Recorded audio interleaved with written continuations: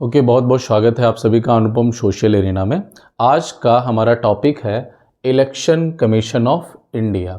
India के perspective में बात हो रही है, तो जैसा कि इस टॉपिक के नाम से आप लोगों को पता चल रहा होगा, election commission means this body is responsible to conduct the elections. ठीक है, तो कोई भी कंट्री है अगर वो डेमोक्रेटिक है, वहाँ पे इलेक्शंस हो रहे हैं, तो ज़रूरी है कि एक ऐसी बॉडी हो, ठीक है, जो कि इम्पार्शियल हो, it should be independent, it should be a permanent body. ठीक है, तो हम लोग बात करेंगे इलेक्शन कमीशन ऑफ इंडिया के बारे में।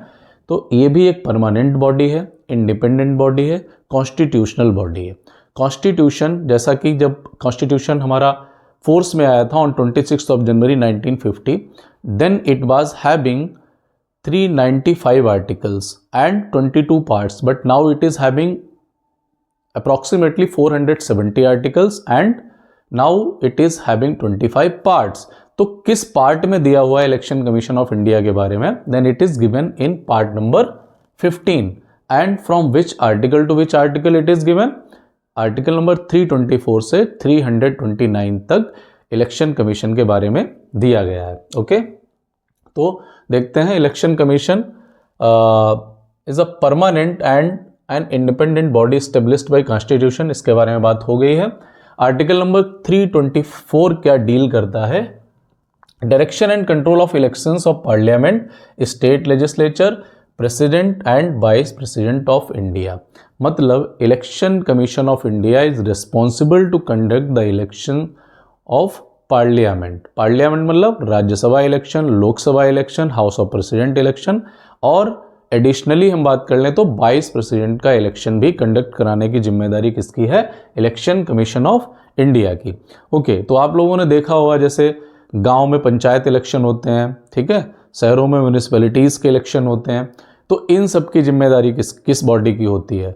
तो इन सभी जो पंचायत लेवल के हैं, म्यूनिसिपैलिटीज़ के इलेक्शंस हैं, मतलब जब पावर को डिसेंट्रलाइज किया गया था, ओके, तो कुछ लोकल लेवल पे पावर दे दी गई थी, अथॉरिटीज़ दे दी गई, क्योंकि वो लोकल के लोग हैं, वो अपने यहाँ के इशूज़ को अच्छी तरह से जानते हैं, उनको रिजॉल्व भी कर पाएंगे। That's why power was decentralised, उनको डिवाइड कर दिया गया, कुछ दे दी गई पावर। तो उनके इलेक्शन कंडक्ट कराने की जिम्मेदारी होती है स्टेट इलेक्शन कमीशन की। Okay, 73rd and 74th constitutional amendment act of 1992, ठीक है, यहीं से क्या किया गया था? पावर को डिसेंट्रलाइज किया गया था। नेक्स्ट है इसका कंपोजिशन क्या है इलेक्शन कमीशन ऑफ इंडिया का? चीफ इलेक्शन कमीशन एंड ईसीज, यानी चीफ इलेक्शन कमीशन होगा एक, इलेक्शन कमिश्नर्स होंगे दो, ठीक है, and they will be appointed by president. अब प्रेसिडेंट ऐसे उठा के किसी को अपॉइंट नहीं कर देगा, ओके, उसके लिए क्या होगा कि रिकमेंडेशन विल बी रिक्वायर्ड किसकी? Of 3 members. 3 मेंबर्स में कौन कौन आता है? एक तो आता है प्राइम मिनिस्टर ऑफ इंडिया, यानी कि प्राइम मिनिस्टर रिकमेंड करे उसे। सेकंड आता है जो लीडर ऑफ अपोजिशन, लोकसभा का जो लीडर ऑफ अपोजिशन होगा वो भी होना चाहिए उस कमेटी का मेंबर। अगर by chance leader of opposition नहीं है, तो जब जो सबसे बड़ी पार्टी है लोकसभा में, मतलब अपोजिशन में, ठीक है, जो पावर में उसके अपोजिशन में जो भी सबसे बड़ी पार्टी है, इसके मेंबर सबसे ज़्यादा, तो उसमें से मेंबर होना चाहिए। And third member it should be the chief justice of India. तो 3 मेंबर की कमेटी है, वो रिकमेंड करती है, और तब प्रेसिडेंट क्या करता है? अपॉइंट करता है किसको? इस पूरी बॉडी को, ठीक है, इलेक्शन कमीशन में जो बॉडी है इसको, यानी chief election commissioner and 2 more ECs, election commissioners. Okay, now all 3 have equal power, इनकी तीनों की पावर इक्वल होती है, ठीक है। नेक्स्ट इज, अच्छा, कंपोजिशन की बात करें तो 1950 से 1989 तक हमारे यहाँ पे सिंगल मेंबर बॉडी रहा है जो इलेक्शन कमीशन है, ओके। एंड अब क्या हुआ? ऑन 16 अक्टूबर 1989 3 मेंबर बॉडी बन जाता है। क्यों बन जाता है? क्योंकि 61st अमेंडमेंट, कॉन्स्टिट्यूशनल अमेंडमेंट, ठीक है, 1989, इसमें क्या होता है कि भाई वोटिंग एज को रिड्यूस कर दिया गया। पहले क्या था? 21 ईयर्स एज थी वोटिंग एज, अब इसको रिड्यूस करके 18 ईयर्स कर दिया गया। तो काम बढ़ गया, तो क्या हुआ कि भाई मेंबर भी, यानी कि इलेक्शन कमिश्नर होगा उसके लिए भी कुछ असिस्टेंट चाहिए होंगे। दैट्स वाई 2 और ईसीस को अपॉइंट किया गया। ठीक है, तो अब 3 मेंबर बॉडी बन जाती है। कब? 16 अक्टूबर 1989 को। नेक्स्ट अगेन जनवरी 1990 पोजीशन रिवर्टेड। अब जनवरी 1990 का टाइम आता है, पोजीशन फिर वैसे ही होगी, यानी कि सिंगल मेंबर बॉडी बना दिया गया इसे। ठीक है, फिर टाइम आता है again in October 1993 president appointed 2 मोर ईसीज। फिर अक्टूबर 1993 का टाइम आता है, प्रेसिडेंट फिर उसके साथ में 2 और ईसीज को अपॉइंट कर देता है। और आज तक हमारे यहाँ पे जो इलेक्शन कमीशन है वो 3 मेंबर बॉडी चला आ रहा है। ठीक है, next is term of office. इनका टाइम क्या होता है, मतलब कितना कार्यकाल होता है? 6 ईयर्स और they attain the age of 65 years whichever is earlier. ठीक है, किसी का अपॉइंटमेंट हुआ 6 साल तक उसका कार्यकाल रहेगा, टर्म ऑफ ऑफिस रहेगा, या फिर 65 ईयर्स की एज तक।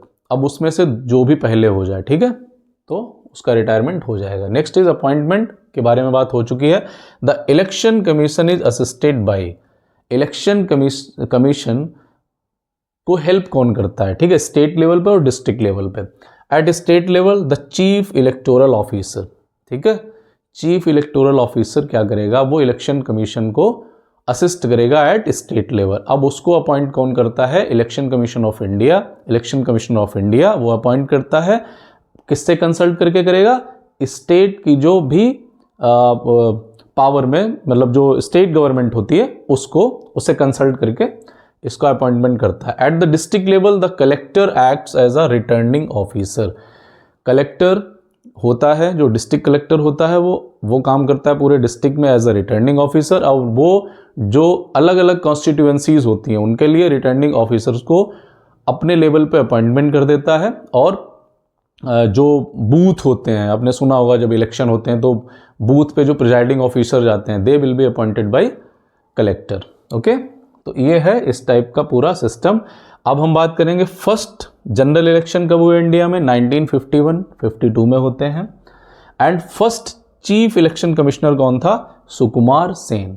ठीक है, याद रखना, बड़ा इंपॉर्टेंट है इनका नाम। और आज की डेट में हम बात करें तो एज ऑन फरवरी 2025 जिनका अपॉइंटमेंट हुआ है as a chief election commissioner of India, है ना, वो है श्री घनश्याम कुमार। ठीक है, तो आज हम लोगों ने इलेक्शन कमीशन ऑफ इंडिया के बारे में बात करी है। Okay, thank you.